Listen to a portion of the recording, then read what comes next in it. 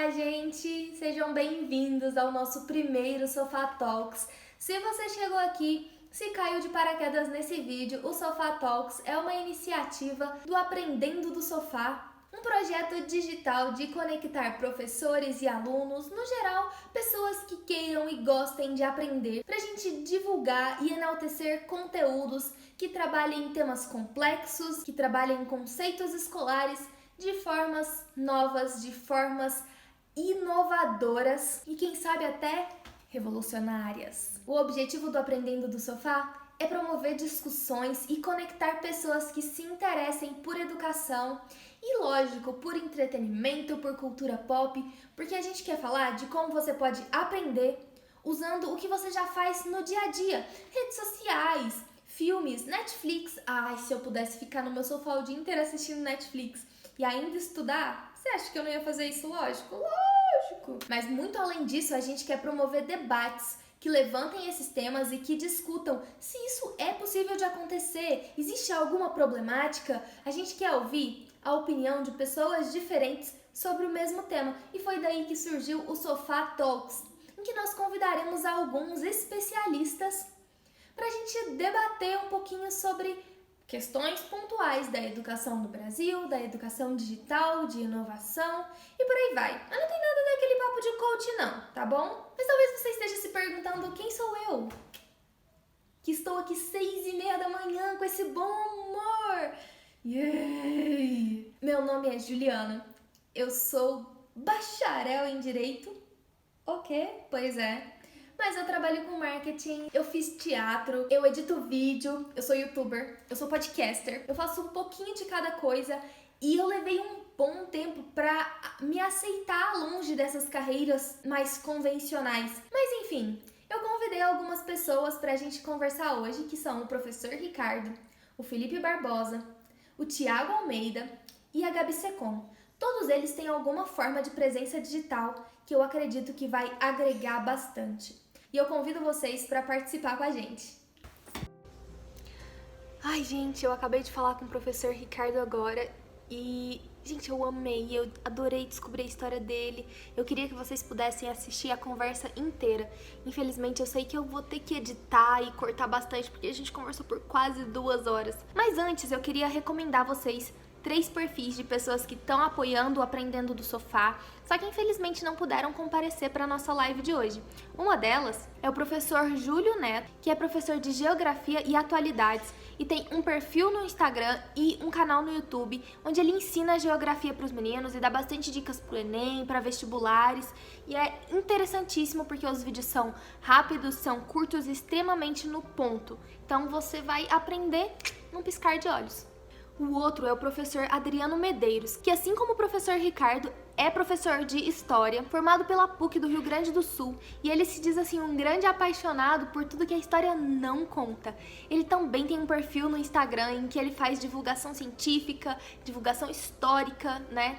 E ele tá apoiando demais o nosso projeto e eu recomendo que vocês sigam o trabalho dele também. Por último, nós temos o Fernando Martins, que é um influenciador digital super ligado a livros, que a gente vai falar bastante de livros na nossa próxima conversa, e que possui uma masterclass interessantíssima para ensinar a adquirir o hábito de leitura. Isso se relaciona tanto com a nossa próxima conversa que eu acho que eu vou até mudar de sofá, porque eu acho que o meu sofá não vai fazer jus ao que nós vamos falar daqui pra frente, gente. Vem comigo. Ok, palminhas, abertura de Friends aqui. Oi, Felipe, tudo bem com você? Oi, Ju, tudo bem com você? Comigo eu também tô ótima, né? A gente se conhece aí desses corres educacionais da vida, né? E aí eu queria que você se apresentasse pro pessoal, dissesse um pouquinho quem é você, o que você faz da vida, aliás, o que você já fez, né? E eu sei que são muitas coisas. Tudo que eu já fiz da vida? Quantos minutos a gente tem? A gente tem 2. Vai! Bom, oi pessoal, eu sou o Felipe Barbosa. Atualmente eu sou escritor e criador de conteúdo para a internet, tanto no canal Toca Voadora quanto no canal Felipe Barbosa. Mas na minha vida eu já passei por muitas idas e vindas, né? Sou formado em Direito lá na UFO, Universidade Federal de Uberlândia, Mas sou o tipo de pessoa que entrou na faculdade sabendo que não queria aquilo da vida e acabei não fazendo nada com o meu diploma de Direito. Tentei fazer mestrado em teatro, porque sempre gostei muito de lecionar, mas acabei não concluindo o mestrado em teatro, porque eu pensei, não, eu quero ser artista, eu quero ser escritor, eu vou buscar isso para minha vida. Então, há 2 anos eu me mudei para São Paulo para tentar me encontrar na carreira mesmo. Mas nesse meio tempo eu já fui professor de inglês, já fui professor de literatura, professor de teatro, professor de muitas coisas, né, até que eu consegui hoje em dia realmente engajar naquilo que eu tenho vontade de fazer. Para você ir trocando de áreas e apesar delas se complementarem, todas elas terem bastante a ver com essa parte de comunicação, eu fiquei muito curiosa para saber como é que você faz para aprender tudo isso. Porque pelo que você me contou, à medida que você foi fazendo uma, você já estava descobrindo outra. Sim. E assim, igual como eu te apresentei, como eu já apresentei para vocês que estão aí assistindo, o Aprendendo do Sofá, ele está buscando que a gente divulgue para as pessoas, né, que a gente faça essa conexão entre as variadas formas de aprender, né, como é que as outras pessoas estão estudando, porque a gente sabe que, especialmente agora, nesse momento de pandemia, pode soar muito enfadonho, né? Você já está preso dentro de casa, você ficar preso ali na frente do livro sem saber como é que vai ser o amanhã, sem saber se o seu Enem vai existir, se vai ter vestibular, se você vai ter emprego para pagar sua faculdade, né? E nenhuma dessas incertezas, elas podem fazer com que você pare. Né? Então, o nosso projeto é esse, de levar essa comunicação para as pessoas, de estar debatendo e trocando conhecimento. E eu queria que você falasse um pouquinho sobre isso, sobre como é aprender para você, como foi para você desenvolver todas essas competências, enquanto formalmente você estudava uma coisa que na teoria não tem nada a ver. Sim. Bom, desde que eu me entendo por gente, eu acho que eu sempre fui o tipo de pessoa que aprende mais fazendo do que ouvindo os outros, né? Meus pais, por exemplo, diziam que desde criança parece que eu nasci para ser professor, porque tudo que eu fazia na vida parecia que eu estava querendo ensinar as outras pessoas, né? Inclusive, por exemplo, uma vez eu recebi uma crítica de uma resenha de um livro meu, falando que, quando a pessoa leu o meu livro, achou interessante porque algumas partes da minha história eram tão didáticas que parecia que eu estava querendo ensinar alguma coisa para quem estava lendo, né? Já recebi muito comentário assim em vídeo do YouTube também, falando de uma série, o pessoal fala, nossa, o Felipe explica as coisas da série como se fosse um professor dando aula. Então, acho que isso é algo que eu sempre tive dentro de mim, né? E depois atuando realmente como professor, tanto quanto professor de inglês, como quanto professor de teatro, eu sempre percebi que realmente a questão do aprendizado é uma questão muito particular para cada tipo de pessoa, né? Eu via que tinha muitos alunos que às vezes eram... Eu não sei se esse termo realmente existe dessa forma na pedagogia, mas eu sempre classifiquei como os alunos que aprendiam de forma ativa e passiva, né? E eu via isso nos alunos e eu percebia que eu mesmo era alguém que sempre aprendeu de forma ativa. Então, por exemplo, no ensino médio, quando eu estudava, era muito comum, às vezes, eu não aprendia o que os professores estavam explicando na sala de aula. Eu gostava de aprender fazendo exercício, né?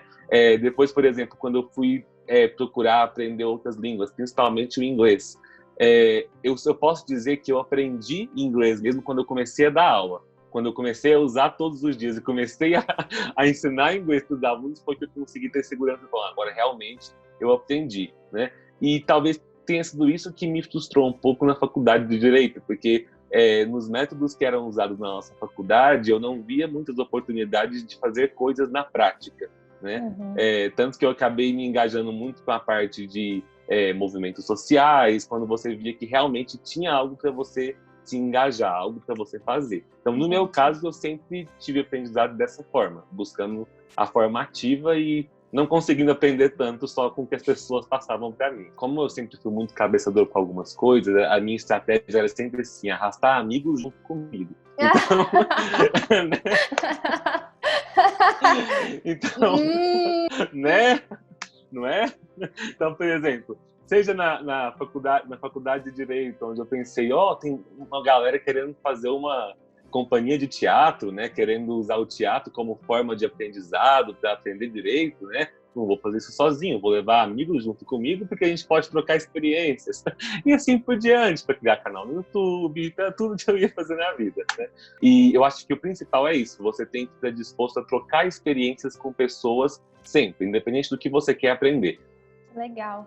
Eu sei que você me falou que você não é mais professor, né? Mas eu fico imaginando e eu fico curiosa com assim, o que você pensa sobre todo esse cenário que a gente está vivendo, toda essa mudança drástica e assim impositiva, né, da forma como a educação acontece, porque, bom, pandemia, todo mundo dentro de casa, escolas fechadas, a gente sabe que está todo mundo reclamando, né? Os alunos estão reclamando, os professores estão reclamando.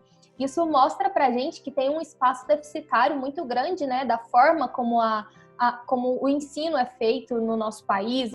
Todas as soluções que a gente pensa para a questão educacional nesse momento que a gente está vivendo são questões que parecem impossíveis de serem resolvidas, a não ser que algumas providências já estivessem sendo tomadas há muito tempo atrás. Uhum. Antes mesmo de tudo isso da pandemia acontecer, na época em que eu ainda estava lecionando em escola, né, eu sentia um conflito muito grande com os outros professores. Então, numa escola particular que eu dei aula especificamente, onde eu dava aula desde o maternal, né, até o ensino médio, eu conversava com os outros professores que eram, na maioria, bem mais velhos do que eu, principalmente as professoras das turminhas menores, que davam aula para as crianças, de alfabetização e tudo mais, que eram bem aquelas típicas professoras de alfabetização de 40, 50 anos, que ainda lecionavam naqueles métodos que a gente aprendeu a ler e escrever. Sim, da né? mesma forma, né? Exato. E eu ficava muito assim, de cara, porque eu via elas ensinando coisas para as crianças de hoje em dia da mesma forma que eu aprendi. E nesse caso, era uma escola particular de crianças que tinham condições financeiras de ter acesso à internet, ter acesso a tecnologias, mas as professoras não sabiam, às vezes, ligar um computador, ligar um projetor, acessar algum site para passar algum conteúdo diferente para os alunos. E, vez ou outra, eu levava isso para reunião de professores, questionava isso, e eu via que, para nenhuma das professoras, aquilo era uma necessidade. Elas falavam, não, esse método funciona. Eu uso esse método já faz 30 anos na minha profissão. Né? E eu falava, tudo bem, mas as crianças de hoje em dia não são as mesmas crianças de 30 anos atrás. Que funciona, a gente é prova viva, né? Aprendemos a ler, escrever. Sim, Mas você tem nós muita sabemos razão. que funciona. Então, assim, isso sempre me deixou muito inquieto. E a questão disso é que você deixa não só o professor numa zona de conforto, mas você acaba deixando o próprio aluno numa zona de conforto também. Uma zona de conforto onde, quando a gente chega num momento como esse, em que as coisas mudam tão de repente, e o aluno vai ter que assumir essa forma ativa de aprendizado, onde ele que vai ter que usar recursos para pesquisar algumas coisas, onde ele vai ter que saber fazer uma chamada de vídeo com o professor, como mandar um material e vice-versa, né, o professor também, a gente vê que a gente não tem nem professores nem alunos separados para isso. Você já teve alguma situação, assim, tem alguma coisa que você já aprendeu bem a fundo, fazendo uma coisa que todo mundo falava que era super inútil? Sim. Na verdade, acho que esse foi um dos maiores traumas com literatura no ensino médio. Eu sempre amei ler, né? Sempre gostei especificamente de fantasia desde a infância, né? Então ler sempre foi um dos meus hobbies prediletos. Curiosamente, no ensino fundamental até a 8ª série, uma das matérias que eu mais odiava era literatura. Né? Não sei se tem relação com os professores que eu tive, mas sabe aquele adolescente que gosta de ler, mas depois chega muito frustrado quando ele chega na escola e ele é obrigado a ler os clássicos brasileiros, né? Quando ele começa a ler clássicos de outros países e ele não se identifica com a leitura e ele pensa, não, os livros da escola não prestam, os que prestam são os que eu leio em casa. Eu fui esse adolescente, desse jeito, né? E eu lembro que quando eu estava indo da transição do 9º ano para o 1º do colegial, em que você começa a ler os mitos gregos e tudo mais, e foi na época em que eu li Percy Jackson, né? Que eu li Percy Jackson a primeira vez. E eu tive uma frustração muito grande, porque eu li os 5 livros de Percy Jackson nas férias de meio de ano. Né? Eu comprei o primeiro, amei, depois comprei os outros 4 e li tudo.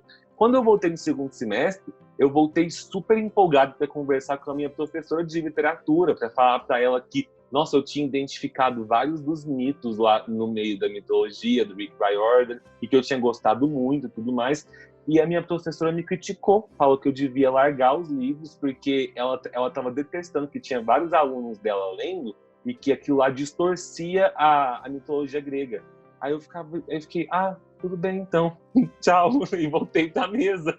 Eu fiquei muito frustrado, porque assim, eu senti enquanto eu lia que eu estava estudando enquanto eu estava lendo, sabe? Porque eu não conhecia os mitos gregos que ele citava toda hora. Então eu lembro que toda hora que ele citava um personagem de algum mito grego ou romano, eu ia pesquisar e eu achava que eu estava aprendendo. E eu estava aprendendo muita coisa. Hoje em dia eu sei que eu estava. Mas na época aquilo me deixou tão frustrado que eu acho que tipo, todo o sentimento que eu fui criando com o passar dos anos, com essa questão de, nossa, gente, os professores precisam saber como dialogar com os alunos de hoje em dia, como melhorar essa troca de informações e como se atualizar, né? Eu acho que começou aí. A professora podia muito bem ter esclarecido para mim que Percy Jackson era uma paródia de contos que, na verdade, eram bem diferentes, né? Mas ela super me desestimulou a gostar de literatura no ensino médio. Tava ali a oportunidade dela pro diálogo, né, com vocês, Sim. De transformar uma coisa que vocês já estavam tão interessados e trazer a verdade histórica, né? E trazer a narrativa e explicar Exato. Estruturas e conceitos. Ai, que triste. Mas você sabe uma coisa que me deixa muito satisfeita? Que hoje, essas crianças que estão passando pela mesma situação, que talvez escutem a mesma coisa dos professores, tem o YouTube. Sim. E a gente não tinha o YouTube, né? E eu sei que tem muita gente por aí, você inclusive é uma dessas pessoas que tá fazendo essas discussões, que tá levantando questões sérias dentro das obras que a gente vê diariamente, dentro de filmes que são puramente de entretenimento, né? E eu queria saber a sua opinião sobre buscar conhecimento dentro dessas obras. Como você faz para você... Porque é uma linha muito tênue, né? Entre o você ir assistir para buscar conhecimento Sim. E o conformismo, né? E você ficar simplesmente na zona de conforto e na comodidade de aceitar tudo que o filme estiver te passando como verdade. Claro. Você mesma já citou o local que eu acho que hoje em dia é um dos mais propícios para esse aprendizado, que para mim é o YouTube, né?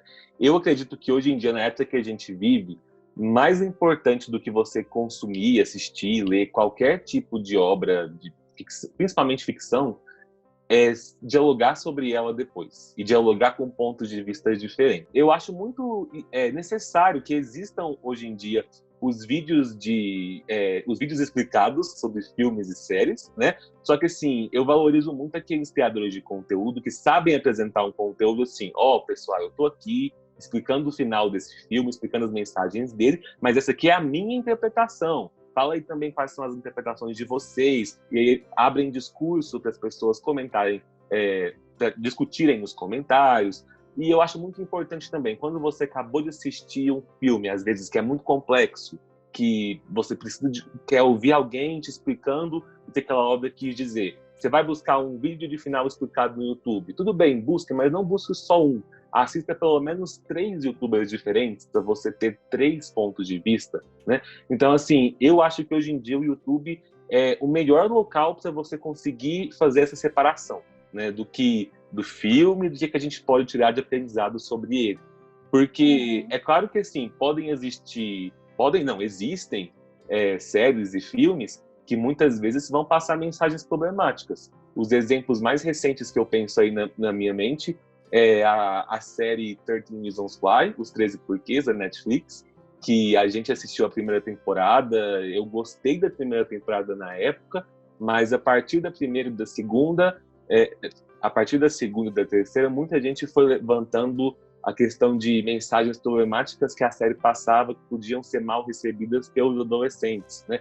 Para quem não conhece, Os 13 Porquês é uma série que vai mostrar o cotidiano ali de uma escola que vai ter que lidar com a questão de uma garota que acabou de cometer suicídio.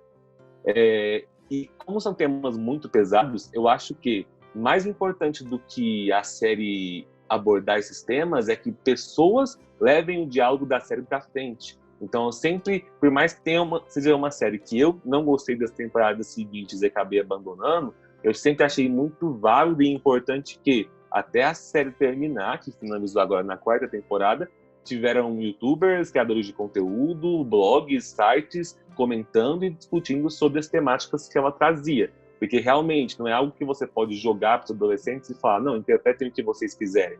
Mas também você não vai falar assim, ó, você tem que interpretar isso. Você vai dialogar, perguntar, ó, eu acho isso, o que você acha, né? Acho que essa troca é sempre muito importante. Com certeza. Então, Fê, para a gente ir encerrando aqui, eu queria saber se você tem alguma indicação para as pessoas de filmes, séries, livros, quadrinhos, o que você quiser. Pode indicar até sua lista de compras se você estiver falando de física nela, por exemplo. Que permita às pessoas a entender alguns conceitos escolares, alguns conceitos que venham a ser relevantes, vamos supor, para a redação do Enem. Sim. Primeiro, eu gostaria de fazer uma indicação pessoal para minha professora de literatura do 1º ano, para ela ler Percy Jackson. Eu vou mandar esse vídeo para ela. Pode convidar. Inclusive, acompanhe a Ju, porque ela está fazendo releitura coletiva de Percy Jackson. Já é um incentivo aí, né, para você conseguir sim entrar no universo. Mas pegando aqui a onda de Percy Jackson, eu sempre falo que eu acho todos os livros do Rick Riordan, até as outras sagas que ele tem além de Percy Jackson, uma indicação muito boa para você se aprofundar em mitologias de outras culturas, porque ele tem uma coleção de mitologia egípcia, ele tem uma coleção de mitologia nórdica também. Então, eu acho um prato cheio, principalmente para adolescentes que estão começando a se interessar por literatura, filosofia, história. Mas tem outras indicações também. Eu aprendi grande parte o conteúdo de sociologia e filosofia no ensino médio com Matrix. Meu professor passou Matrix pra gente no ensino médio e a gente teve muitos debates interessantes sobre a obra. Enquanto eu tinha um professor que condenava Percy Jackson, tinha um professor passando Matrix. Então sempre tem pessoas aí. Aqui. O meu professor também gostava muito de Matrix, mas ao invés dele ensinar pra gente, ele falou: assistam Matrix e criem pra mim um filme fazendo a mesma coisa. Tipo assim, mudem a narrativa, mas me tragam a mesma ideia. E a gente fez um filme de 2 horas, e na época ninguém sabia gravar, ninguém sabia editar. A gente passou tipo uns 2 meses gravando o filme. Foi uma experiência maravilhosa, e eu nunca aprendi tanto sobre Platão. Pessoas que estiverem assistindo esse vídeo, eu acho que esse filme da Ju tem que ser levado pra internet, ó. O problema é que eu não faço ideia de onde ele tá. Se eu soubesse, eu já tinha soltado isso na internet. Já tinha soltado. Tenho certeza que foi uma ótima forma de aprendizado. E eu só acabei de lembrar de uma última indicação de livro, como eu falei de Percy Jackson, uma que eu não posso deixar de citar. O autor, o Felipe Castilho, ele tem uma coleção de fantasia que é o Legado Folclórico, que é uma série que faz... Posso dizer assim, não estou falando, querendo comparar, mas basicamente o que o Rick Riordan faz com a mitologia grega, o Felipe Castilho faz com os personagens do folclore brasileiro. E quando eu li essa série, eu já tinha saído, não dava mais aula, não era mais professor, e eu falava assim, gente, por que eu não conheci isso aqui enquanto eu ainda dava aula para crianças? Porque eu queria muito ter usado em sala de aula, né? Então eu recomendo aí, para aproximar. Porque hoje em dia é muito comum que as crianças não conheçam mais lendas brasileiras, conheçam os personagens típicos do folclore e até os mais famosos que a gente conhecia na infância, né? Nossa, maravilhoso! Bom, Fê, eu queria agradecer pela sua disponibilidade, por você ter aceitado participar aqui com a gente. Foi muito boa a companhia. Se você quiser deixar alguma rede social para as pessoas te seguirem, alguma coisa, pode ficar à vontade. Eu te agradeço o convite, eu achei o projeto muito massa, fiquei muito empolgado de ter a conversa aqui com você. E quem quiser me acompanhar o meu trabalho como um todo, me sigam principalmente no Instagram, porque do Instagram você encontra todo o resto, né? Que é @ofelipebarbosa, Felipe com 2P, né? E procurem lá um pouquinho do meu trabalho dos meus 2 canais, tanto no Toga Voadora, que eu tenho com meus amigos, quanto no canal Felipe Barbosa. Então é isso, muito obrigada. Tchau. Tchau, até a próxima. Bom, gente, estamos aqui com mais um dos nossos convidados, Thiago. Thiago, você que está tão presente na internet, que está aqui hoje representando os alunos que estão vivendo a dificuldade de aprender nesse momento, a necessidade da gente se reinventar todo dia para aprender. Conta mais pro pessoal sobre você, sobre a sua trajetória, sobre a sua história. Quem é você? Onde vive? O que come? Hoje, aqui nesse vídeo. Nesse vídeo. Então, eu sou o Thiago, eu tenho 21 anos. Eu sou mais conhecido como Vistigs ou Tigs. É uma longa história esse user, né, que eu peguei agora. Só me chamam disso, raramente Thiago, só meu pai, nem meu pai e minha mãe mais me chamam de Thiago. Eu sou mineiro, eu sou do interior de Minas, de Lagoa da Prata, mas eu moro atualmente em BH, tanto por causa da faculdade, tanto por causa dos trabalhos. Eu sou quase publicitário, eu formo, se tudo der certo, eu formo esse ano. Estou no meu último período já, apresentando TCC e tudo. Sou criador de conteúdo também, vai fazer uns 10 anos. Comecei no Twitter, quando eu tinha 11 anos, mais ou menos. Então, assim, 11 anos era pra eu estar comendo areia ainda, né? Não era nem pra você estar no Twitter, né, amigo? Era 13 anos. Tô vendo alguém que mentiu, não aceita os termos e condições. Exatamente. E aí, eu comecei com aquelas contas de fã-clube. Não lembro hoje pra quem era, assim. Mas eu lembro que não era um Twitter pessoal. E aí, eu comecei lá. E aí, depois, logo em seguida, eu já fiz um pessoal mesmo. E comecei a twittar coisas do meu dia a dia. E começou a bombar, viralizar meus tweets. E aí, fui crescendo, fui ganhando visibilidade lá. E aí, eu migrei pro YouTube. E aí, eu já tinha crescido já. Eu tinha uns 16 anos, 17, comecei no YouTube. E aí, fiquei no YouTube. Só que aí, nisso, tava meio que no segundo ano, ali no terceiro ano. E aí, vestibular e aquela pressão toda. E aí, nesse meio termo, não consegui conciliar canal. Mesmo assim, fui pro Instagram. E aí, o Instagram é a plataforma que eu sou, assim, completamente viciado. Fico horas lá, crio meu conteúdo lá. O meu conteúdo é mais lifestyle mesmo. Não tem nada... Eu falo que, tipo assim, eu não tô lá pra ensinar muita coisa. Eu tô lá pra entretenimento. Eu tô lá pra, tipo assim, quando você tá cansado do seu dia a dia, você tá exausto, muita coisa, eu tô lá pra fazer você rir um pouco, pra fazer você desconectar um pouco do dia a dia. E aí é mais isso, com muito humor, muita palhaçada, e eu amo o que eu faço. Como eu sou do interior, a gente não tem pra onde muito correr, né? Então, nossa, assim, nem me fala. Os recursos são bastante limitados. Então, assim, eu gosto muito de falar que uma das minhas inspirações é o Whindersson Nunes. Porque ele não tinha recurso também, e aí ele quebrou todo esse conceito que criaram de que você só faz sucesso se você tiver uma luz boa, uma câmera boa, um estúdio, um processo de edição fenomenal. E não, sabe? Tipo, ele pegava uma GoPro, colocava na janela, usava a luz do dia mesmo, gravava sem camisa e estourou. Então, assim, ele dá força pra galera que não tem tanta grana para investir ou não tem tanto recurso disponível para crescer, para acreditar em você e mostrar, se o seu conteúdo for bom, você vai aparecer. Eu gosto de usar sempre isso onde que eu falo, porque eu fui uma dessas pessoas. Até hoje eu não tenho uma câmera profissional, eu gravo tudo do celular. As minhas edições sou eu mesmo que faço, os meus conteúdos sou eu mesmo que faço. Tem umas pessoas agora, depois que as coisas andaram, né?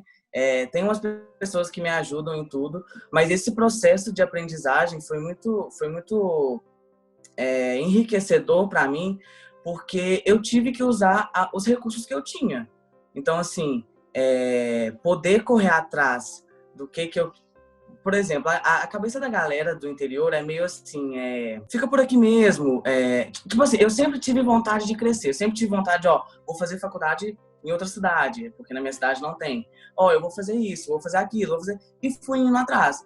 Eu vejo que essas mudanças que o aprendizado vem tendo, né, o processo de aprendizagem vem sofrendo, na verdade vem para facilitar. Então, assim, eu transferi minha faculdade no meio do ano. Minha faculdade era presencial, todos os dias, estava ali, tinha um horário, tal. E aí, nesse meio que a gente está vivendo agora, de pandemia, de quarentena, as aulas foram para o EAD. E assim, eu sou suspeito para falar que no início foi bastante complicado. Assim, as 2 primeiras semanas do ensino à distância para mim foi um caos, porque eu sou uma pessoa inquieta, eu sou ansioso, então assim, eu não paro, tenho problema com atenção, não tenho atenção, tudo me tira o foco. Me identifico total. Não, e assim, você concorda que a gente, no conforto da nossa casa, tudo piora 3 vezes mais. Você vai querer assistir aula deitado, você vai querer... eu posso fazer isso depois, eu posso fazer... O problema da procrastinação veio à tona, assim. Eu não sei se você chegou a conferir lá no site da nossa proposta, né, do Aprendendo do Sofá, mas eu já me apresento como uma procrastinadora eu amei. Se eu puder deixar para amanhã, eu vou fazer amanhã, e isso é um problema quando a gente fala de aprender em casa. Muito. É aquela frase, né? Por que fazer amanhã se você pode deixar para depois, né? Sou eu todinho. Não, e digo mais, para que fazer amanhã se você pode não fazer? Nunca fazer, exatamente. Fingir que nunca aconteceu. Não. E aí foi muito complicado. As 2 primeiras semanas, assim, foram tensas demais, muita ansiedade, porque a rotina era louca, saía cedo de casa, voltava só de noite, e faculdade, trabalho, e assim, foi realmente um caos. Mas aí, é isso que eu tô falando, tipo, veio para facilitar. Depois, como a gente não tem para onde correr, a gente tem que acostumar com aquilo. Então, meio que hoje eu posso estar sendo errado de falar isso, mas eu prefiro o EAD do que o presencial. Que legal. Porque eu posso fazer ali, eu tenho os meus horários ali, claro, mas eu também tenho que olhar pelo lado que eu tô numa área muito privilegiada, né? De que eu posso ter aula online sem precisar de muita técnica, igual a galera de odonto, por exemplo. Como é que faz uma aula online, sabe? Medicina, engenharia. Então, meio que eu sou muito privilegiado também. É claro que ali tem aquelas 2 semanas que eu falei de adaptação e tudo, mas depois correu super bem. Eu apresentei meu pré-TCC online, foi assim, foi muito incrível, mais do que eu imaginei. E foi assim, eu realmente fiquei surpreso, porque eu sempre fui de criticar o EAD, não criticar o EAD em si, mas o método de ensino mesmo, de tipo assim, não ter muita frequência, coisas do tipo. Mas isso também vai de pessoa para pessoa. Eu, por exemplo, eu tenho a necessidade de estar numa sala, de estar ali todos os dias, de ter um horário, não de ter uma coisa... Porque a gente que é procrastinador, você vai concordar comigo, a gente que é procrastinador, se deixar, tipo assim, você pode fazer isso, você pode assistir essa aula a hora que você quiser. Significa que você nunca vai assistir essa aula. Meu anjo, você nunca vai ver o meu rosto lá parado no computador assistindo. Então, meio que assim, eu sou muito do presencial, gosto muito do presencial, mas eu realmente, isso que a gente está passando, essa mudança que a gente está passando, veio para me mostrar que dá certo o EAD, sabe? Que cada vez as coisas estão mudando mais e cada vez a gente não precisa estar sentado numa sala para aprender alguma coisa, sabe? Ele colocou bastante em xeque, né, o modelo tradicional de ensino que a gente está acostumado, né, de sala de aula, todo mundo enfileirado, professor lá na frente, apresentar seminário, mas eu sei que não se aplica aqui pra gente, né, mas eu fico com a reflexão sempre como é que as coisas vão caminhar de agora para frente, pra gente que está na faculdade, que já passou dessa fase, que é tudo ensino superior, é uma realidade completamente diferente de, por exemplo, o ensino infantil, né? Eu imagino que esses professores devem estar vivendo um desafio surreal. Mas você estava me falando que sempre foi procrastinador, e eu não sei se você, assim como eu, por ser procrastinador, por ter muita preguiça de fazer as coisas da forma tradicional, da forma como te sentam lá e falam, se me falar faz, nossa, aí é que eu vou ficar... Não vou querer fazer nunca se me obrigar a fazer. Então eu acabei tendo que aprender a estudar, procurando outros métodos, procurando alternativas, às vezes uma coisa prática, às vezes indo direto num estágio que eu nem sabia como é que ia fazer, às vezes vendo um vídeo no YouTube, procurando um podcast com uma discussão mais atualzinha, vendo filme. Eu queria saber se teve alguma coisa assim na sua vida, na sua carreira, que você parou e pensou, nossa, eu acabei de aprender uma coisa muito legal de um jeito que eu nunca imaginava. Sempre, assim, principalmente quando eu entrei na faculdade, eu via que... Eu percebi que eu não queria ficar só ali, sabe? Porque ali você vai, às vezes é uma matéria que há 5 anos é a mesma matéria, não atualizam. E assim, eu acho que essa galera meio da ansiedade, sabe o que eu tô falando. Então, meio que eu sempre corri para outras coisas. E aí essas informações que eu obtive por fora, eu sempre levei em debate, essas coisas. uma das coisas uma das formas que eu tô aprendendo ultimamente não, de uns 2 anos pra cá, muito assim, que eu quero recomendar pra galera que tá assistindo também, podcasts. Galera, ouçam podcasts, pelo amor de Deus, assim, desde história, desde uma coisa bem complexa até uma cultura pop que eu amo e que eu aprendo muito, inclusive, sobre isso. Então, assim, meio que vídeo no YouTube também, eu chego a falar para as pessoas que, tipo, se você tem só um meio para aprender, para absorver alguma coisa, não fica nesse meio. Não, sai da sua zona de conforto. Tem muita coisa na internet. Hoje em dia a internet está aí para realmente facilitar, literalmente, a vida de todo mundo. Então, assim, tudo que você quer. E aí, meio que em 10 segundos de pesquisa ali, você coloca no Google e você acha tudo que você quiser. Então, assim, a galera tem que realmente sair mesmo da zona de conforto, porque a internet está aí para facilitar a vida de todo mundo. E eu acho que quando a gente diz sair da zona de conforto, às vezes é aprender a aprender dentro da nossa zona de conforto, que é ainda mais de conforto ainda. Exatamente. Porque exatamente. Se você parar uma zona dentro de uma zona de conforto. Exatamente. Porque acaba que a gente aprender e deixar toda a responsabilidade para a escola ensinar pra gente é uma zona de conforto, né? Mas assistir série, ouvir podcast também é um conforto, mas um conforto para te relaxar. E se a gente pode usar esse momento para aprender descompromissadamente, né? Por que não? Exatamente. Mas isso me levanta uma questão que eu queria saber a sua opinião. Especialmente agora em tempos de pandemia, de pós-verdade, fake news. A gente sabe que jogar uma coisa ali por 10 segundos, rapidinho, 10 segundos no Google, a gente pode cair em muita desinformação, né? E eu acho que esse é o maior risco. Você tem alguma dica, alguma tática assim para as pessoas fazerem para aprender online, para aprender no YouTube, para aprender com podcasts, etc. Mas separando o que é verdade, o que é narrativa? Então, eu sempre quando eu chego nessas mídias que eu consumo, podcast ou YouTube ou alguma coisa, eu sempre venho de uma outra informação que ali eu vejo que é verdade, sabe? Tipo assim, eu vejo uma reportagem e aí, sei lá, com um jornalista. E aí eu sempre leio tudo direitinho e tal, pesquiso sobre, e aí nisso eu vou destrinchando mais, sabe? Eu vejo de onde a reportagem e aí eu vejo quem que é a pessoa que está falando, o que essa pessoa faz, aí eu vou pesquisar os perfis dessa pessoa, e aí nisso eu vou encontrando, vou destrinchando mais o que essa pessoa tem para falar, qual que é o conteúdo que ela entrega. Saiu um estudo, inclusive, que depois dessa pandemia, com o início da quarentena, as fake news, assim, triplicaram. Porque a galera tá mais em casa, a galera que trabalha ou que não trabalha, que estão em casa, estão consumindo mais, que isso é fato, né? A gente tá com o celular 24 horas na mão. E aí, meio que a gente tem que tomar realmente esse cuidado mesmo, porque é muito perigoso, digamos, na palavra vamos mesmo, usar a palavra perigoso. certa, né? É muito perigoso. Perigoso. Principalmente para as pessoas menores, para as crianças, inclusive, que estão em casa.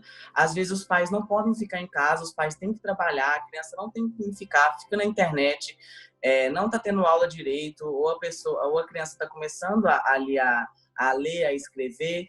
Então, eu acho que saber realmente a fonte, o que você está lendo, qual que é a credibilidade que aquilo passa, se você já viu isso em outro lugar, eu acho que isso é muito importante para saber separar o que é verdade e o que não é na internet. Eu concordo, e acho que nós dois, né, como produtores de conteúdo digital, como pessoas que têm relativa influência assim, sobre outras, especialmente outras que são mais novas, acho que da gente também parte um pouco dessa responsabilidade de trazer essas discussões, né, de levantar e de difundir um conhecimento científico, né, que é tão essencial. Pesquisa, dado, mostrar mesmo, né? Sim, de onde vem. Mostrar e falar, é aqui, a gente pode discutir isso, a gente precisa falar sobre isso. E fiquem atentos que todas essas discussões estão agregando para você, até mesmo na escola. É só você prestar atenção e tentar fazer as conexões certas, né? Eu costumo contar isso e as pessoas não acreditam, porque é bem ridículo, ó. Segura aqui que eu vou te contar. Quando eu era adolescente, assim, eu peguei o início do Tumblr, né? Eu amava. Eu peguei super a época de fanfics de Harry Potter e de Crepúsculo.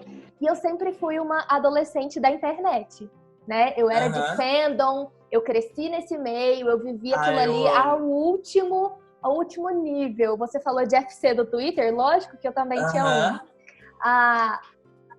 E eu brinco que eu aprendi muito sobre a história dos Estados Unidos, ali no pós-29, lendo fanfic do Capitão América. Eu amo.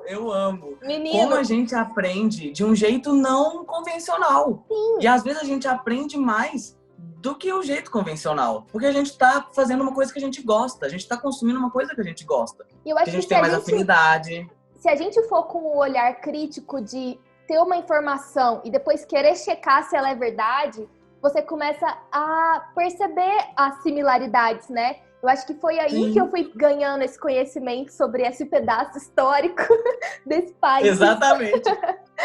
E de uma forma que as pessoas que ainda não passam tanta credibilidade, né? Exatamente. Se você for falar, não passa tanta credibilidade. As pessoas, elas duvidam, né? A gente ainda cai tanto no senso comum de que cultura pop, de que música, filme, que existe alta literatura e baixa literatura. Exatamente. Nossa, que bobagem, que discurso elitista, né? Sim, demais. E a gente tem que cada vez mais mostrar isso, que é normal, que às vezes não é às vezes, todo mundo tem que experimentar, largar esse preconceito de que a gente só aprende se a gente estiver sentado numa cadeira, e que as coisas estão mudando muito rápido, a internet está mudando muito rápido. Então, assim, a gente tem que abraçar mesmo as mudanças que estão acontecendo. Tipo assim, hoje em dia, por exemplo, eu sou uma pessoa que não para, minha cabeça não para, então eu estou fazendo 1 milhão de coisas ao mesmo tempo, e eu consigo conciliar todos esses 1 milhão de coisas que eu estou fazendo. Então, por exemplo, estou fazendo comida, e aí eu vou lavar a louça, eu coloco um podcast ali de alguma coisa e fico horas. Eu posso lavar um caminhão de louça suja. Então, assim, que eu tô aprendendo, sabe? Eu tô aprendendo, tô consumindo conteúdo ali. E é isso. Eu faço exatamente a mesma coisa. Tipo assim, da noite pro dia, lavar a louça não virou mais uma tortura pra mim. Exatamente. Às vezes eu pego, dependendo da época, assim, da minha vida, quando as coisas são tão corridas, eu começo a lavar a louça meia-noite em ponto. Eu estabeleço pra mim que até meia-noite eu vou trabalhar, meia-noite eu vou começar a descansar. Aí eu começo lavando louça e ouvindo algum podcast, vendo um filme, pra esquecer, pra deixar a cabeça... E você não percebe que você tá tempos ali. Não. Antes era uma coisa tipo, vou lavar a louça. Hoje é tipo, nossa, eu vou ouvir um podcast legal enquanto eu lavo louça. Exatamente. E aí, 15 minutos você lavou. E é bom saber que tem podcasts tão bons sendo feitos por pessoas com tanta responsabilidade ali por trás. Sim, tanta bagagem. Um exemplo que eu queria deixar aí de dica pra vocês, galera, é um podcast que chama Presidente da Semana, que saiu antes das últimas eleições. E o jornalista responsável que estava fazendo, Rodrigo Vizeu, ele é colunista da Folha, jornalista da Folha, e ele soltava um por semana contando a história de cada um dos presidentes do Brasil desde a proclamação da República. E você sabe, aquilo que parecia o fim do mundo, muito, muito bom. Eu ouvi só 2 na época. Eu vi quando lançou, mas depois eu não cheguei a acompanhar. E assim, incrível. Eu sou cadelinha de coisas de história, né? Então, eu fiquei assim, viciadíssima. Porque ele contava como se você estivesse contando uma fofoca, sabe? E como uma boa fofoqueira, como uma pessoa que adora um babado, você sabe, eu amava escutar, porque ele contava como se você estivesse ouvindo sua vizinha te contar o bafão. Exatamente. Ali. Não é uma coisa tão séria, tão formal. Ele se adaptou à linguagem que a gente usa, que a gente consome mais, que a gente aprende mais. E como foi informativo. Fantástico. Tiago, pra gente ir encerrando, primeiro eu queria te agradecer, né? E eu queria eu queria perguntar se você tem alguma dica para passar para as pessoas de algum conteúdo específico que elas podem consumir para aprender determinado tema aí que você acha interessante, não sei. Uma dica que eu vou dar, que é para você aprender sem culpa e ali sem sentar e falar, eu vou aprender. Que eu tô fazendo muito nessa quarentena é treinar o meu inglês. Então, assim, às vezes eu tô deitado no meu sofá, eu coloco uma série, porque eu sempre sou daqueles que colocam a série dublado pra mexer no celular, então eu nunca consigo prestar atenção, por isso que eu coloco dublado. Mas eu tô fazendo isso comigo mesmo, de desligar meu telefone, vou colocar a série, o filme legendado e o áudio original, porque aí eu já vou pegando e vou aprendendo meu inglês sem culpa, sem aquele negócio assim, ó, eu vou sentar e vou estudar inglês. Não, e aí é nítido o desempenho que eu tô tendo, assim, sem ter aquele peso na consciência, sabe? Tipo assim, eu tenho que aprender. Uhum. E aí é essa dica que eu fico de... Tem muita série legal. Eu sou muito cadelinha também de série clichê, de adolescente, não sei o quê. E aí tem mais conversação, tem mais... É mais cotidiano. Termos básicos, termos técnicos. Então, assim, pra galera que quer aprender outro idioma, fica aí a minha dica. Tem peso na consciência, você vai vendo aos poucos, e é isso. Ai, muito obrigada, viu, por ter aceitado conversar aqui com a gente. Eu espero que você tenha gostado e que você continue aí também incentivando a galera a aprender de formas não convencionais, como eu sei que você vem fazendo. Muito obrigada, Thiago. Obrigado você. Nosso papo foi ótimo e espero que a gente possa fazer mais vezes. Com certeza. Deixa aí pra galera as suas redes sociais, onde é que elas podem te encontrar. A galera me encontra como Thiago Almeida mesmo, mas o meu user em todas as redes sociais é @vistigs, VISHTIGS. É meio difícil de escrever, mas ali colocou VIS, apareceu ali. E é isso, gente. Muito obrigado pela oportunidade, Ju. E espero que a gente grave mais vezes. É isso aí. Foi ótimo o nosso papo. Então, gente, segura aí mais um pouquinho que eu volto com o nosso próximo convidado. A gente já conversou com professora, a gente já conversou com youtuber, a gente já conversou com influencer e agora a gente está aqui para conversar com a Gabi, que é uma pessoa que junta um pouquinho de tudo isso. Ela é incrível, ela faz um trabalho maravilhoso na internet e fora dele. A Gabi está super envolvida com tecnologia e ela vai falar um pouquinho mais sobre dela, mas eu garanto para vocês que é uma das pessoas mais indicadas para nossa conversa sobre inovação e ensino e novas metodologias. Gabi, fala um pouquinho sobre você, sobre a sua trajetória. Bom, muito obrigada aí pela introdução, eu fico muito lisonjeada. Bom, eu sou, inicialmente, assim, eu comecei tudo com uma empresa, né, junto com a minha família, uma empresa familiar. Nós temos desenvolvido um software para gestão de padarias e restaurantes, só que a gente sempre quis inovar, a gente não queria ficar lá com mais do mesmo, né? Mas enfrentamos alguns desafios, né? Porque a gente tem um público que é totalmente tradicional e resistente a mudanças, e a gente decidiu no ano passado criar um produto totalmente separado do que a gente já tinha, que era um produto chamado Desenfila, que é uma solução muito simples. Inicialmente a gente pensou no nosso público-alvo, que são padarias aqui na cidade de São Paulo, que algumas já são nossos clientes, que ao invés do cliente pagar, né, com o código de barras no caixa, ele pode pagar com o QR Code na comanda eletrônica através das carteiras digitais que ele já tem, né? No caso, a gente fez parceria com a PicPay e também com um outro aplicativo chamado ePadoca, e já estávamos iniciando também uma parceria com o PicPay. Só que aí veio a pandemia, né? Ai. Nossos clientes, eles realmente, muitos fecharam, muitos ficaram sem entender o que ia acontecer, mas agora a gente já está retomando essa semana por causa da flexibilização aí da quarentena, então muitos clientes estão reabrindo aos pouquinhos, com 30%, 40% de capacidade. E fora também essa minha parte, eu sou uma super apaixonada por design thinking, eu adoro inovação, sempre pesquiso sobre isso. Já fui também facilitadora de alguns eventos que tiveram aqui em São Paulo, porque eu realmente amo muito inovação. E também tenho o meu projeto no YouTube, que é um projeto de vídeos, Gabi Secom. Eu era de um canal chamado X Manteiga, que eu me desliguei ano passado e decidi começar o meu próprio canal. E também o site apocalipsters.com.br, que é um site totalmente colaborativo através da minha própria comunidade de seguidores, né? Então, tudo isso surgiu dentro da minha comunidade de seguidores. Eles são colaboradores do site, eles também são colaboradores do podcast. E tudo começou a se desenvolver de uma forma orgânica e única. Eu estou muito feliz assim, com esses projetos. Nossa, a minha pergunta agora assim, para você seria... Como é que funciona aí essa curva de aprendizado para você fazer tantas coisas, uma tão diferente da outra? Mas a verdade, a minha pergunta é, como é que você consegue fazer tanta coisa? Olha, nem eu sei. Um dia, no período comercial, né, me dedico 100% à minha empresa, às 2 empresas que eu tenho, né? E agora, à noite, eu procuro ver as séries, assistir vídeos, fazer pesquisas. E agora que eu tenho essa base de colaboradores também, melhorou demais, porque, por exemplo, eu quero fazer um vídeo, sei lá, sobre Bacurau.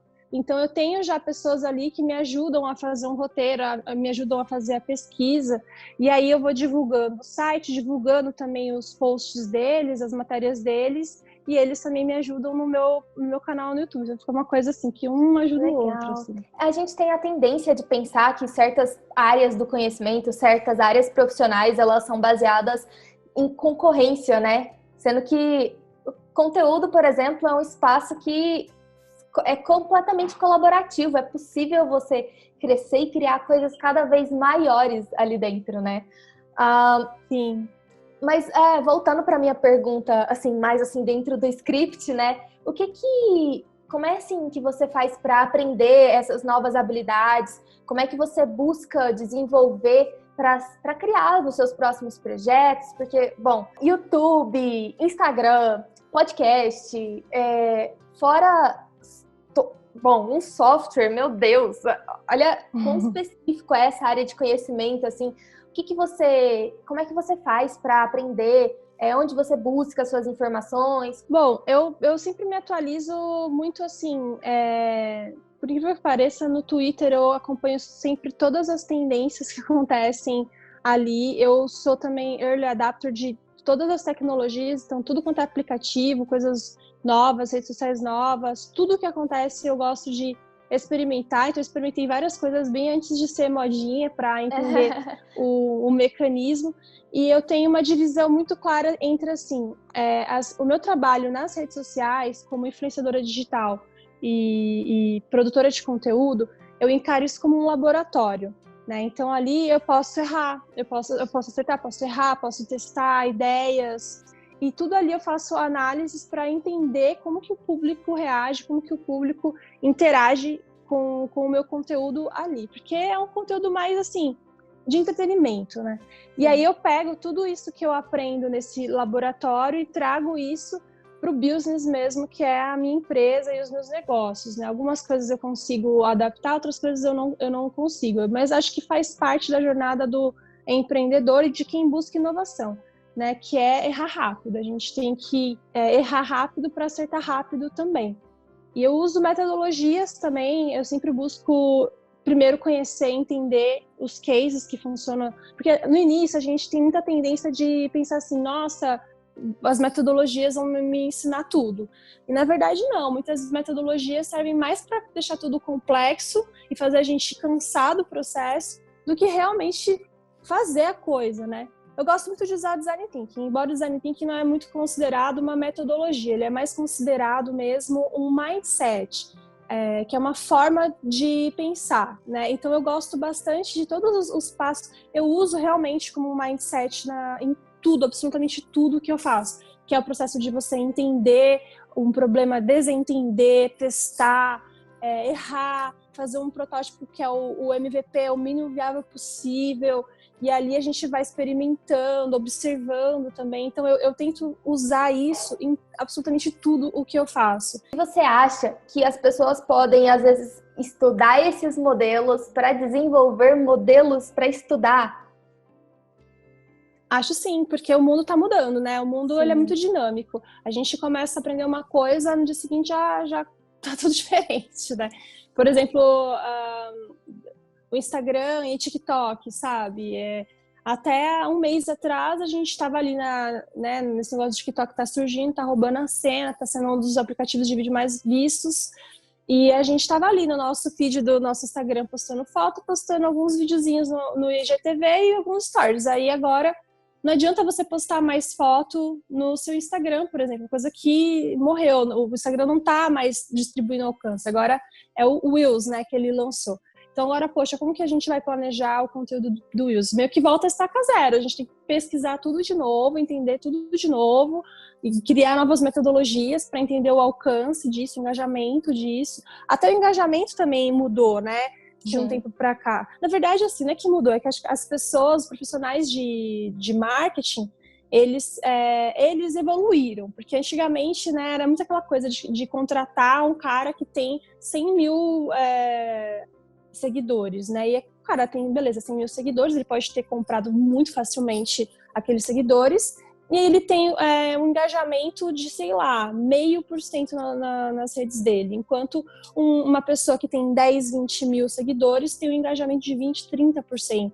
Então, hoje, alguns profissionais de marketing, a maioria já estão percebendo o engajamento antes de contratar um influenciador ou alguma celebridade, né? Coisa que antigamente não tinha, né? Por isso que nós, micro-influenciadores, estamos ganhando mais a cena, graças a Deus, né?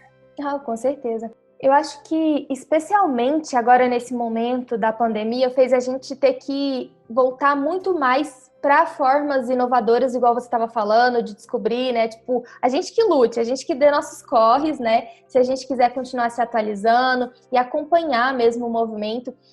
Aqui a gente fala principalmente para um público mais, assim, estudantil, indo, assim, começando carreiras e tudo. E apesar da gente ter uma vastidão aí de conhecimento disponível online, acho que, especialmente, né, agora na pandemia, né, nessa era de pós-verdade, fake news e desinformação, fica muito importante a gente ter o conhecimento científico, né?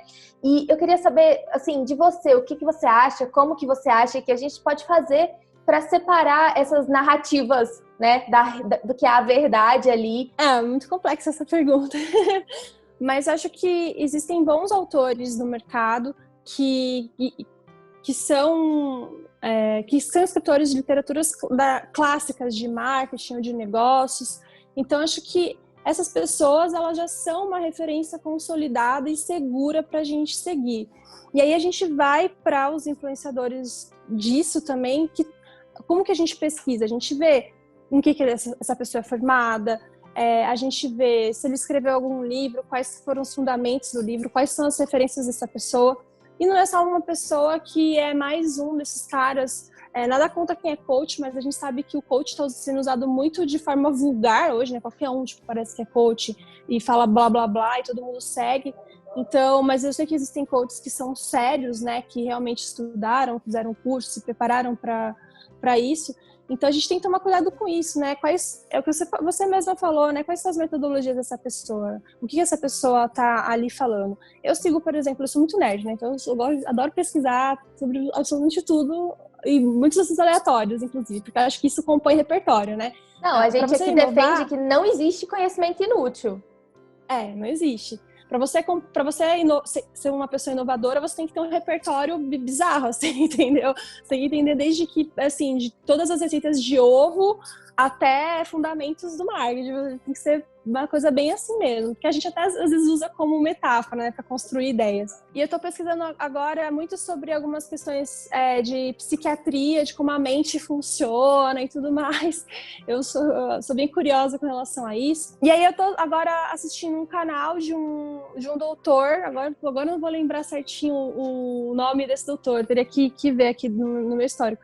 Mas ele é um cara que é formado na USP, fez mestrado na USP também, tem lá toda a carreira dele no próprio canal, tem ali, né, o currículo dele, os livros que ele escreveu, ele tem um aplicativo também de bem-estar que ele lançou, e aí eu fui ver qual é que é desse aplicativo, e entendi, falei, pô, o cara é inteligente, ele lançou aqui um aplicativo que ele faz vídeos exclusivos para os assinantes. Eu fico pensando, pô, cada vídeo desse cara, ele deve conquistar aí pelo menos uns 10, 15 clientes.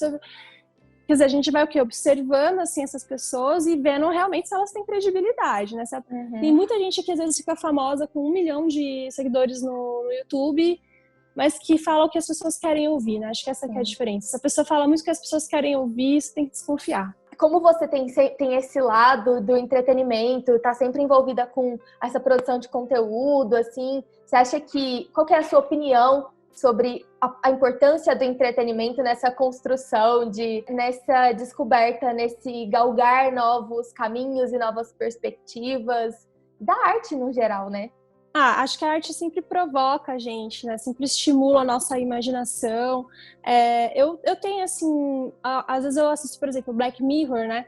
E tem aquele episódio da rede social que eu gosto muito. E aquele episódio sempre é um episódio que retorna na minha cabeça dos meus exercícios de construção de projetos, né? Porque eu acho que a sociedade de hoje, ela tá muito, assim, querendo a validação online, né? A validação da sua imagem, o like, o comentário, o engajamento. Então, tudo que a gente faz são caçadores de engajamento, né? A pessoa, ela pode estar triste, mas ali ela tem que estar sorrindo, ela tem que estar feliz, ela tem que estar good vibes, tem que estar bem vestida. Então, ou mal vestida, mas para gerar o engajamento. É tudo muito artificial, é tudo muito fake. Então, isso me provoca muito.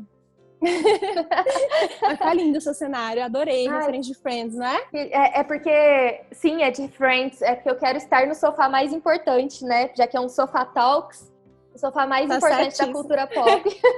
Adorei, inclusive, muito bom, muito Obrigada. Bom. Então, eu uso bastante esse episódio, assim, como uma reflexão, né? Sempre a gente fica pensando lá na frente, né? E nessa pandemia, eu sou muito ansiosa e, bom, tem um site chamado Apocalipsters, né? A gente já pensa no fim do mundo. Então, nessa pandemia, quando eu tive lá no final de fevereiro, né? Antes de tudo fechar aqui no Brasil, logo depois do carnaval, eu tive meu primeiro evento com a minha empresa Desenfila cancelado, né? E quando eu tive meu primeiro evento cancelado, e era uma coisa que, assim, a gente não sabia que ia acontecer nada disso, assim, estava muito precoce. Que esse evento, assim, em parceria com uma empresa que é multinacional. Como essa empresa é multinacional, ela já se ligou, né, no que ia acontecer no mundo. Então, cancelaram esse evento que a gente ia participar, que era um evento que ia ser imensamente lucrativo pra gente. Ali eu já falei, o mundo vai acabar, as pessoas vão ficar de home office, ninguém mais vai nas padarias, ninguém vai mais nos restaurantes, os restaurantes vão fechar, vão começar a falir. Eu já vi tudo, absolutamente tudo, o que ia acontecer naquele momento, porque é muita referência de Apocalipse que a gente tem na cabeça. Mas ali eu já tive, assim, uma ideia, já tive uma visão, né, que também foi a mesma visão dos meus sócios. Eu trabalho com os meus 2 irmãos e meu pai, né, e os meus 2 irmãos também já tiveram a mesma visão na hora, que a gente tem uma sintonia muito grande de, poxa, vamos investir aí no software delivery, no software que é um cardápio eletrônico, onde o cliente não pode tocar no cardápio, não precisa interagir com o garçom. A gente já começou ali a desenvolver juntos essa solução que a gente já vai lançar daqui a 2 semanas também, para já, entendeu, aliviar aí os sintomas da pandemia e trazer inovação. Então, sempre a gente tem que estar ligado aí nos Paranauê e usar toda a referência possível para conseguir realmente trazer uma inovação e trazer... A inovação serve para quê? Para também ajudar a resolver problemas, né? De uma forma fácil, de uma forma que traga um conforto. Quanto mais coisas você sabe, então mais repertório você tem para conseguir inovar, né? Porque você consegue partir de diversos pontos, né? Ver de novas perspectivas. Nossa, isso é tão legal. E Gabi, você tem aí alguma dica de filme, série, whatever, que as pessoas possam assistir para aprender sobre algum tema específico, ou que você gostaria de indicar para elas entenderem algum conceito ou alguma coisa que você acha legal? Pô, Apocalipse tá aí cheio de coisa para ensinar, né? Sim, a gente tem nosso site lá que tem sempre notícias, críticas, mas assim, acho que quem ainda não assistiu Black Mirror e tá nesse meio de inovação deveria assistir, porque ele faz provocações sociais muito interessantes para a gente entender e também estimular a nossa visão e percepção do futuro. Então, acho que eu vou deixar essa dica para todo mundo que quer aprender, todo mundo que quer sair um pouco da caixa. Arrasou. Não, muito obrigada, Gabi. Obrigada pela sua disposição, pelo seu tempo, pela sua paciência, por ter aceitado vir conversar com a gente. Se você quiser deixar novamente aí suas redes sociais para o pessoal, algum contato para falarem com você sobre o Desenfila também? Eu tô ali no meu Instagram, é onde eu canalizo a maioria dos meus contatos, né, que é @gabicecom. Então lá tem o link para os apocalipses, para as outras coisas que eu faço também. Eu também tenho outro podcast que é chamado Mar Menina, que eu tenho com minhas 2 outras amigas. A gente fala de coisas do cotidiano também. É um podcast que está no podcast mesmo e tá também no Facebook. Agora a gente tá fazendo videocast pro Facebook. Aí também, aí tá tudo lá no meu Instagram, tudo certinho. Desenfila também tá lá no meu Instagram, Gabicecom. Então, quem quiser entrar em contato comigo também pode entrar por lá. Eu sempre respondo todo mundo. Nossa, muito obrigada. Então é isso, gente. O nosso Sofá Talks vai chegando ao fim. Eu queria mais uma vez agradecer imensamente a todos os colaboradores que participaram desse projeto, que viabilizaram, das pessoas que toparam fazer parceria para a gente divulgar o Aprendendo do Sofá e o Sofá Talks, para todos os nossos entrevistados, os nossos convidados que aceitaram participar desse papo comigo e gastaram seu tempo, deram um pouquinho de si aqui, do seu conhecimento. E lógico, eu queria agradecer a toda a equipe do Aprendendo do Sofá que fez com que isso fosse possível. Nossa equipe de parcerias, nossa equipe de criação e desenvolvimento de site, nossos marketers, nossos designers, porque foi...